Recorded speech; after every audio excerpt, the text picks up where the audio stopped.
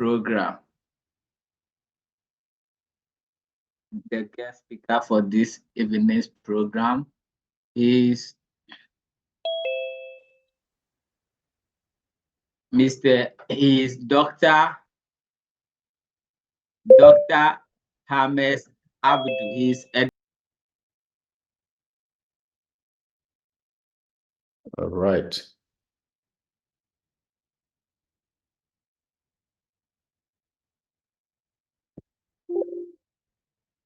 Right, as I've already been introduced. Yes, so just go quickly. So that was last on the 18th, that's 16 and 17 thereabout. There was another program that organized. The first part looked at the, a research from its introduction to the conclusion. That was by Professor Bright. And the second day was handled by Professor Michael Lapierre. And they did very good job in that day. And that was just yesterday. Dr. Philip Atitant considered he was also a third presenter in this 4-in-1 program. So I'm coming today to look at the few things that are left. If you look at the program, it is what I'm typically going to do here has to do with the revision, proofreading, and stuff like that. But before I go into that, I want to just have a recap briefly. So the issue is that before, that's in the A aspect, before writing, so have it. That is actually what they looked out, that was on the previous weeks. Before research, what do you have in mind? And then during the research or during this A and B aspect has already been dealt with. So I will be concentrating on the C, after writing. What next? Then I'll proceed to the peer review processes, and we go further to generally acceptable ways to respond to editors and reviewers. And I will be making a sample of reviewers' comments, and then you'll see how maybe many of us or some of us might not have the opportunity to have responded to a reviewer or an editor, so we can take some kind of techniques how to handle certain things, right? So if you look at every journal or in the write-up, every journal you go, there is a particular format that a particular journal adopts for its publication processes. So like as I asked in the first one, so before you go into writing, you must have in mind that this is a type of paper I want to write. What type of paper do you want to write? It's a question you have to answer. If you look at many journals, you will have original research papers. When you do a sample of the publications in a year or a particular season, trust me, you are going to get over 80% of all the publication concentrating on original research papers. So if you want to start writing as a student, you have to ask yourself, a researcher, you have to ask yourself, what kind of research paper do I want to write? Is it original research paper? Because every research paper that you take, it typically has a format you have to follow. So we go to 2, we also have what? The review papers. Then we have the meta-analysis papers. That was the previous week's Dr. That's Michael. Appiah did talk about, that was his area of expertise. He presented research paper. So if you want to do a research paper, technically you have to follow the procedure involved in writing a research paper. Do you want to write a meta-analysis paper? Is it about a case study? Do you want to write a case study paper? Then here should be just, the number here is 5. There's also 5. So that's a conceptual papers. So here we have a case study, we have a conceptual paper as well. Then we also still have methodological papers, short communications, and the last one should be 9, according to the numbering should be 9. That is commentary or options pieces. So here, as a matter of fact, when you look at the students, this is where you have to concentrate on. So the way I have numbered it in order, so, for example, your professor is asking you to write a paper. This is where you usually have to begin from. And that is why you see every journal, they have original papers being the highest compared to maybe meta-analysis, case study, conceptual papers, or any other paper type you can think about. So I will talk about the last 3. We have the methodological papers, short communications, and commentaries. These are specialized. Trust me, if you want to write a paper on these 3 areas, you may take more than a year to write, particularly for this methodological aspect, for it to even be accepted. And the last 2, your paper will not even go through. When you sample all the publications that are done in short communications and the commentaries, usually they are written by top editors and top professors. So a student will not be advised to go and write such a paper. If you go and try, the question is, how many publications do you have? You have no, fundamental ground. So why do you go and write a short communication? Nobody will consider it. So typically, these are just 3 areas that an original paper review meta-analysis for a student, like maybe the master's level, PhD level, if you want to do well, this is where you have to consider to write.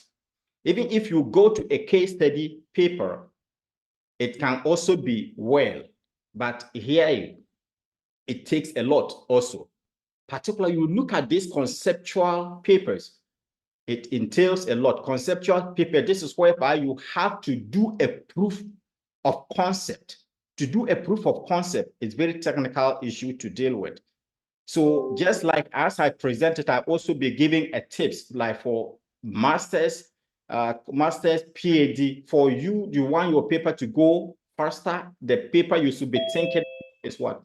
Original research paper, review paper, or meta-analysis. Just these 3. Concentrate on that, and it will do well with you if you can. And before you even write some of these papers, your professor might ask you to write a paper. You have to ask your professor, so what type of paper am I supposed to write? Because mind you, is your publication going to be used as your final dissertation? Call it, that's a paper type dissertation, or you are going to write a monologue. So if you start as a student be writing only review papers, meta-analysis, trust me, even if you write about 6 papers published, when it comes to your graduation, you will find challenges. Because if you are to put all these papers, it cannot even be put up for, say, talking of what? A dissertation that consists about publications. So the best way for you to just go is what? The A, that's the one. Just go original papers. So each and every one of them can be, you can put them together in a thesis if your thesis or dissertation is going to be concentrated on publications. That is it. But if your professor or the school requires that just publish any type of paper, then you can be writing any kind of paper to write. But at the end of the day, it means that you are going to write a monologue as a monologue thesis or dissertation, right? So these are some of the things that you have to look out for before you even start to write your paper.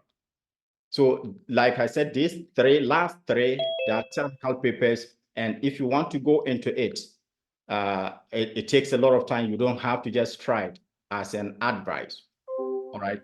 So now I asked this question: how do you generate your research ideas? So as students and young researchers, these are just the basic and most important areas for you to generate your research idea. As Professor Bright and Appear, they talked about the last time, you talk of what? Literature review. You can do a literature review in order to generate research ideas. I heard him say he sent a couple of articles to a friend to read, and when the person asked him how many papers have you read, the number that was mentioned, I quite remember what Professor Pierre did say, that you are not you must be serious, because if you want to generate good ideas, meaning that you must do a whole lot of literature review by reading topics that are related to the area you want to write.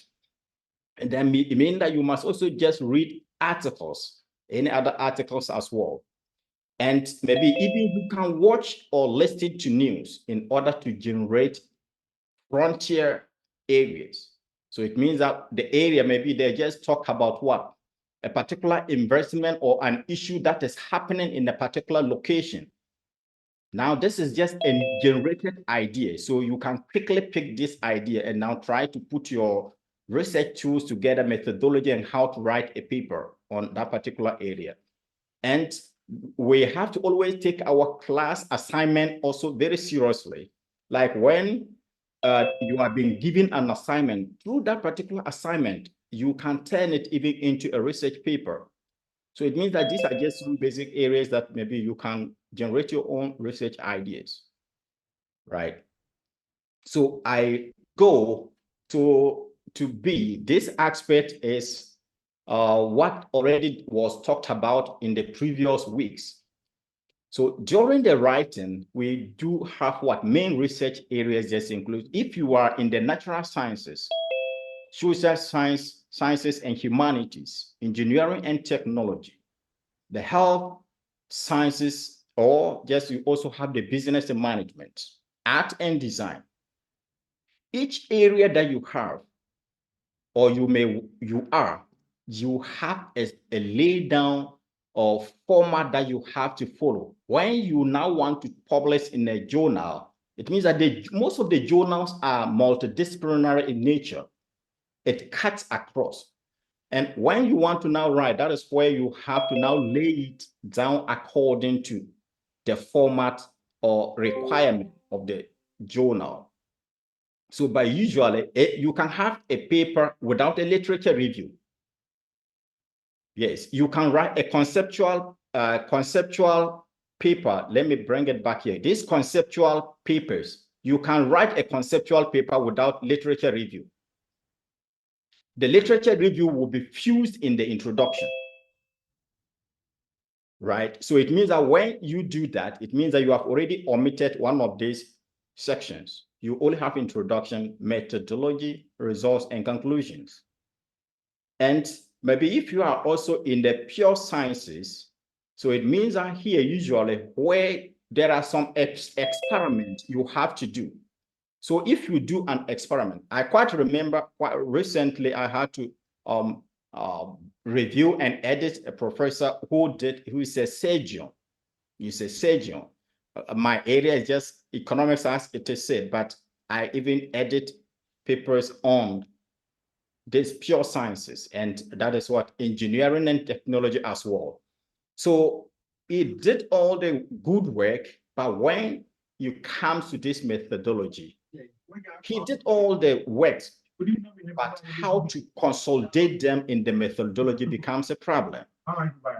So as we did meet and there was some kind of interaction, we put all things together and connected all together.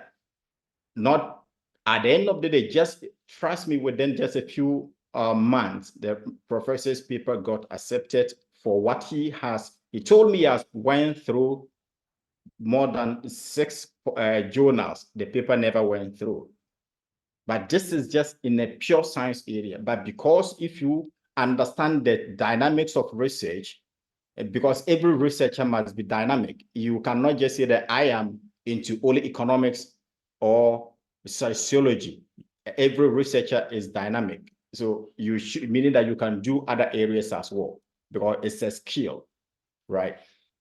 So I will now go briefly just to what I am to do here today. So after the paper writing, the first thing you have to do in your paper writing is that is the substantive editing, which consists of what? The structure, organization, and content of the paper. This is very deep. So that is why you have to take your time. After you have finished writing your paper, you now take your time systematically and meticulously have to do that in order to structure your paper. And many of us, so, when we write in a paper, we write it just like let me use this scenario. You have your goat. You don't have a particular market that you want to send it to, so that you can dress that particular goat according to the market. Yeah, so here I'm trying to talk of it in just like in the logical way. So it means that once you wrote your paper, you don't know which journal you are sending it to. It means that the structure will keep on changing. The organization will keep on changing. But if I want to write a targeted paper, I can start it from the journal. Just go and do literature review. For example, if I want to publish in energy economics, I have to go to check energy economics papers, right? How it is. Then I'm writing the targeting energy economics. At the end of the day, that is why I'm sending it. But many of us write without a journal in mind. When you're done, you send it to this journal, rejected, that you keep on moving it up and there. So after this, so one thing that you have to think about is what? Copy editing is an important aspect of every paper that you have to do, where you have to deal with the grammar, punctuation, spelling, and formatting, and terminologies, right? Because you can have terminologies, whereby in these terminologies you have to also define the terminologies and even sometimes abbreviate them. And once you do it like that, it must be consistently, right, from the introduction to the conclusion. And you must do all these things rightly. This is your own work, and which you have to take your time and do. Then we're also talking about what the proofreading. This proofreading is where readers, you have to read carefully, line by line, in order to catch some, sometimes once you type in, depending on the rate you type, and once you thinking while writing, you can make some kind of mistake. So you have to now take your time and do this proofreading by yourself, or then it jumps me to 4. So here we have the 4 feedback from professors, colleagues, and authors. That's co-authors. I want to talk about first in the colleagues. Mind you, because unless you trust your colleague, you don't give your paper, no matter how good the person is. You can give your paper to another person. By the time you realize it is being published in another journal or elsewhere. So you only give your work to a colleague that you trust, who will do work for you, right? So take note who you give your paper to for this kind of things. And as the paper is being written, you wrote the paper together with your professor. So your professor on and off So you have to write. Whether trust me, some professors, they will not take the paper even after writing the introduction. They will allow you to write from head to toe. That is introduction to conclusion. You give it to them.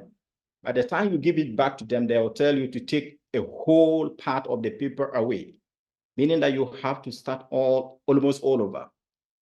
So if you did give your paper to your professor, it means that he is your co-author and your professor as well. In this instance, he has to be telling you from what and what to make an input to do.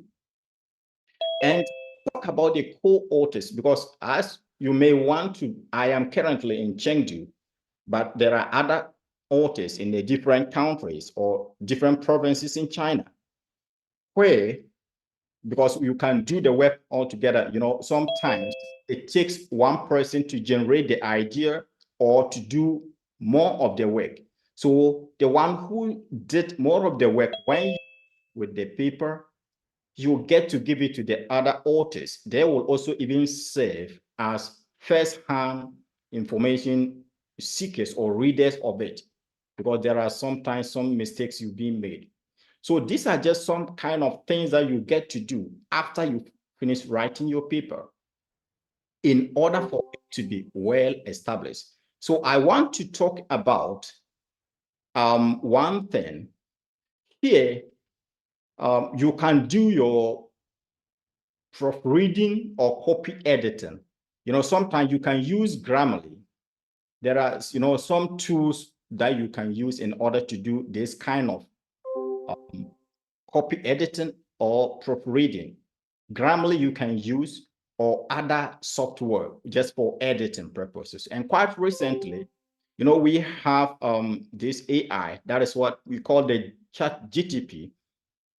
You can still use this in order to also do your editing. But now remember, like this chat GTP, I quite remember Brother Kwame, he did put an information, what he has went through in order to do it. Yes, and that's very insightful by what he did. And now, when you want to use this to do some kind of editing, because whatever that you put in there, it is just like garbage in, garbage out. You put a wrong question in there to produce wrong answers for you. You don't rely on it all the time, because remember, AI is an assistant, not that just to be solely dependent on it, right? So sometimes just like some of this software, they only notify you.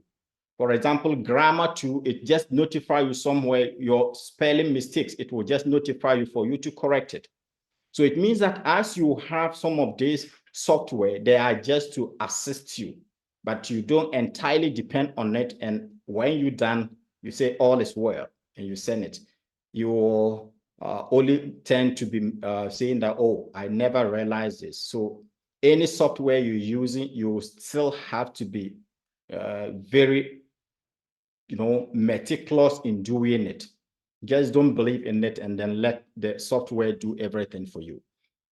Because me, for instance, if I am reviewing, I will not, I review a lot of papers from journals. And because of this presentation, and I will not mention any journal that I review for, because if your paper is rejected, you may suspect that maybe this particular brother is part of my rejection. Yeah. Yeah, so I will not mention any journal that I review. Yes. And here, if you use an AI to write your paper, I have a way of detecting whether you use an AI to write it very easily. So when you're using an AI or anything to do your work, but still have to just do the work because you are a researcher, whereby you have to do things as expected. Because remember, the paper you are writing, it is living beyond you. If you are to live about 100 years, the paper may live beyond 100 years, because we still have online, papers that are online somewhere 1982 and stuff, just long time. So whatever that you are doing, you just do it for your own reward, because sometimes when we need to do publication, we do it very sharply. right? At the end of the day, even sometimes they can even withdraw your paper for common mistakes. So take time and do things as it is expected of us, because our integrity is always tied to the paper, and the journal integrities are also tied to what they publish. So I will now go briefly into the peer review processes. So after you have finished writing your paper and you know which journal to submit, you have submitted, and once it gets to the journal, editors will do